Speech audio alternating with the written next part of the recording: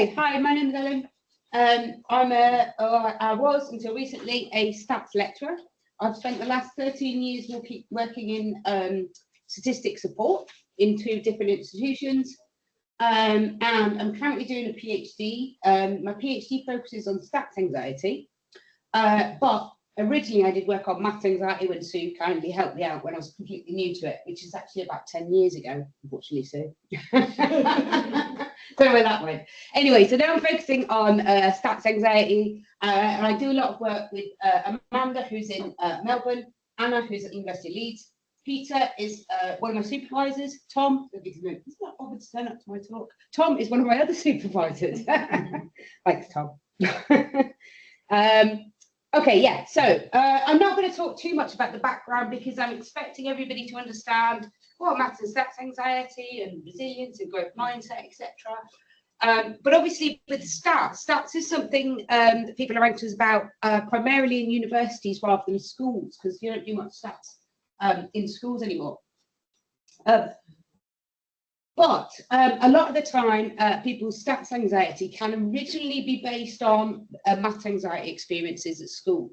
So generally, they've had some sort of negative learning experience with maths in the past. This triggers a negative attitude or emotion as soon as they come across maths or statistics, which they see as very similar initially. And this obviously then impacts on their learning behaviour and engagement. So we know that while students are very anxious, they're likely to avoid maths and stats situations, avoid studying, procrastinate, etc., which obviously then impacts on performance, which is then reinforcing the negative cycle.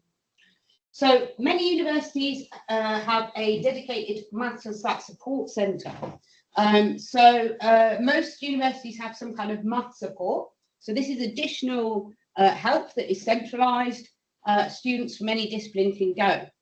Not all universities have stat support. I have to kind of bit of a disclaimer. There was stat support at Sheffield Hallam when I did this study. I just took voluntary redundancy and they therefore closed the service. Yes. I did point out that there was a paper showing that it this is part of a paper. So some of the stuff in here is part of a paper that we published recently. The key things that we were interested in looking at. Now, bizarrely, there's quite a lot of research on math support and how it helps with things like retention and performance. There's virtually nothing on statistics support, which is bizarre given the type of person that works in stat support. And there's certainly very little on anxiety or confidence, but we know anyone who works in that environment knows that individual support can have an immediate effect on anxiety. So we know this, but we wanted to gather some data to kind of prove it. So other things are anxious students engaging with stat support? What are the immediate and longer term effects? Looking at anxiety and confidence, and also why is it effective? So this is a brief overview of some of the data. I'm going to refer to 2 different bits, but the main study, it was due to be carried out at Sheffield Hallam and York. We started it in February 2020, and a month later, we went into lockdown, which changed everything. It was going swimmingly till that point. I carried on running the studies, but York finished. So that meant that we've got very little data from York. We had 39 responses from York in the beginning. I just let the thing run online over years. And eventually I had enough people matched. I've got 31 people who got matched before and after first session. Only 19 that we matched from before the first session to the end of the year. The other data that I'm using is actually as part of other parts of my PhD. I've collected data on psychology and math students over a number of years. And I was then able to match up who went on to use stat support. So I've used stat support records to merge them in. I'm mostly talking about this, but occasionally I'll mention something from there as well. Okay, so stats anxiety then is obviously my main thing. That's what my PhD is on. Now, there are various different scales which aren't particularly reliable, I found out, but we're using some existing stats anxiety scales. They all measure on a 7-point scale. They're asked about different situations, and then they're asked how anxious they feel in each of those situations. So we've got one which is statistics, task or interpretation anxiety. Software we designed ourselves because it didn't exist. Anxiety about asking lecturers for help, and then deciding which statistical technique to use. So these are just the Sheffield Hallam students, because they're mostly the ones using Forward. University of York students had lower levels of stats anxiety in the beginning. For those of you who don't know, the University of York is you need high grades to get there. The University of Sheffield Hallam, as long as you turned up to school, you might get in. So it's not a surprise that the Hallam students had much higher levels of anxiety. So also when I looked at the cohort data, so the data that I collected on non-users and users, pre-session averages for those who went on to use stat support were higher than non-users, and people who'd already used it before. I'm trying to work out how to say that well. But unfortunately, still, the top reason when we asked them why they hadn't used the service was that they were too anxious. So we're reaching anxious students, but not all of them. Oh, I'll let you do a little break from my voice while you read this. So I had 2 students who wrote more detailed journals for me as they went through different sessions. And so these are 2 of them. These are them describing their first session, how they felt before they arrived at that first session. So I'm just going to give you a second to read that.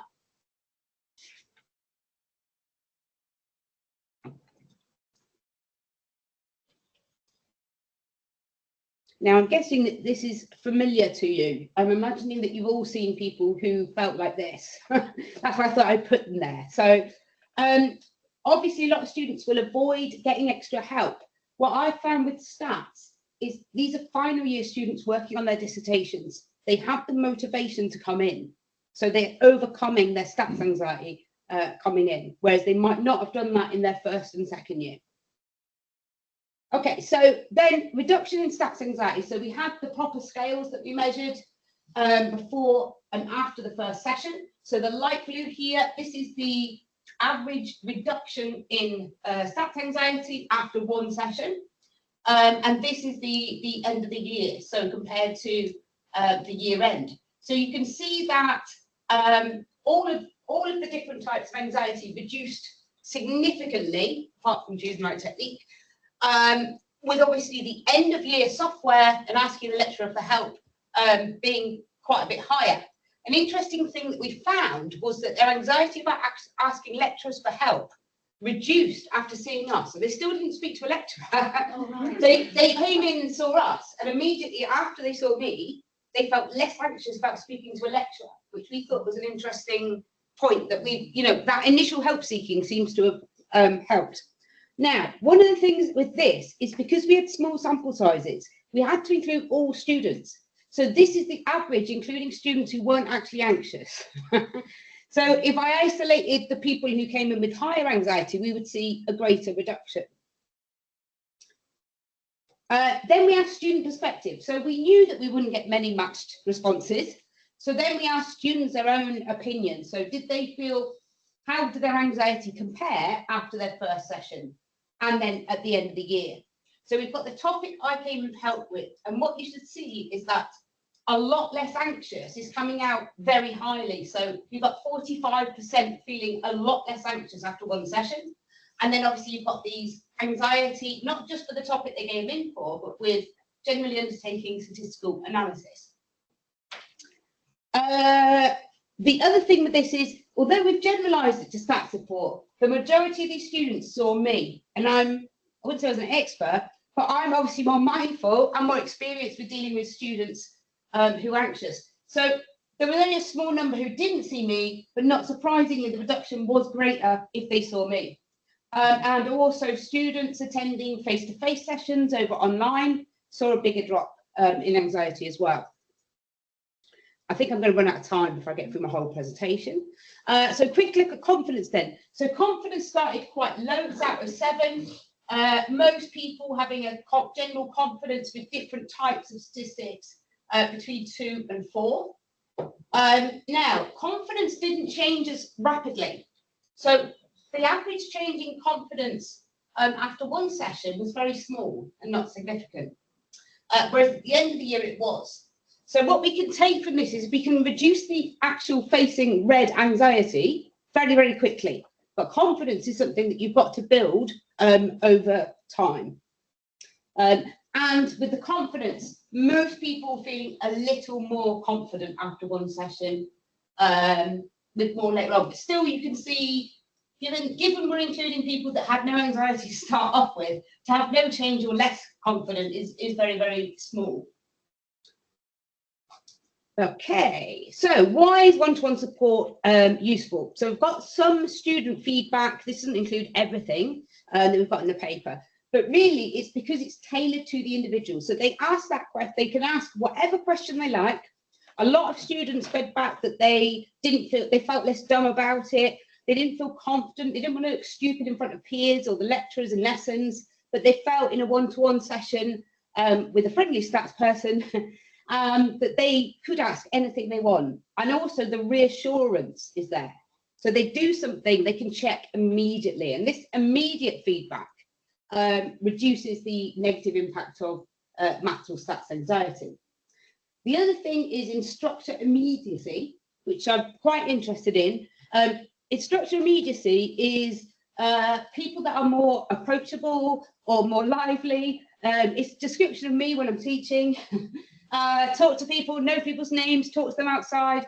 These things are also associated with reduction in anxiety.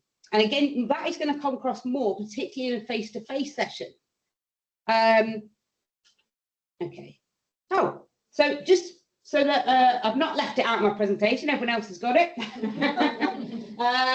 Yeah, so basically what we have to do in stat support, most students come on with some anxiety.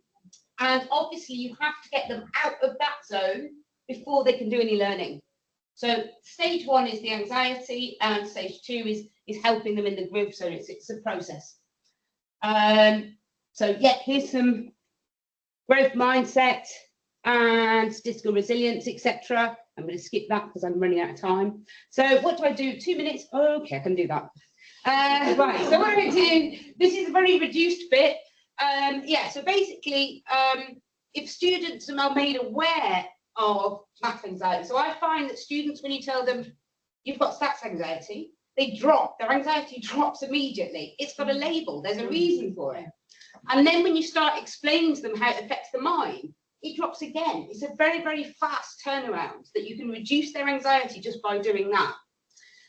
I also usually acknowledge to them that make them accept that actually undertaking your own research as an undergraduate is actually scary, even if you didn't have stats anxiety. It's stressful for most people, and they've done well to get where they are. So the first session, there's no stats. Usually, if it's a very anxious student, there is no stats in the first session. It's reassuring them. And here's student B after her first session. Student B wrote me a very detailed thing. I can't get it all in, but it's really good. Yeah, so the turnaround is immediate. I think I'm going to run out of time in a second. The other thing is the challenging negative beliefs. This comes out as key. I also do short intervention workshops as well. But challenging the negative beliefs is really, really important. So I can almost guarantee someone's going to cry if they tell me how many times they failed their GCSE maths. That is a precursor to tears every single time. So, but this comes in, there's no point. I can't do any of it. These are common things, and we have to get the students to reframe that and replace these statements with positive ones. One of the ways I did that was with the student A. I made a journal each week, so she'd have evidence of her progression. And this helped her because she had some setbacks. The resilience came later on. She was very tearful and stressed in the beginning, but by putting down what she could do each week, then I told her if she got stressed, she would look back at that. So if she's got these negative thoughts, you go back and see what can you do to address it. Students love a plan. They love the plan. And then goal setting, breaking topics into chunks. This is another one that we use, into really small chunks. Instead of saying, I can't do regression or anything, can you do a scatter plot? Can you interpret a scatter plot? So making them realise that they're sort of scaffolding it up and keeping track of progress. This particular student was doing really well. She actually did programming and went up to regression. I showed her a box plot and she burst into tears. We never got back to the box plot. This is what I couldn't believe. But the thing with the resilience in that session was that she recovered from that very quickly. She was tearful. We discussed what happened at school, all the maths problems she had, and then back on track because she had this evidence in her journal. She's done these other things. So that resilience came in much later on. Okay, but there we go. This quick. So I have left Sheffield Hallam as a lecturer, but I'm still there doing a PhD. We do have a new company, me and Alex. If you need stats help, you know where to come. But part of the reason we came face to face here is because we know that a lot of you already do this kind of thing. You go out to community schools, etc. So we're really, really interested in talking to people like Rosemary who are already doing that. That's it. Well done, Alan. Any questions, please? Just for me.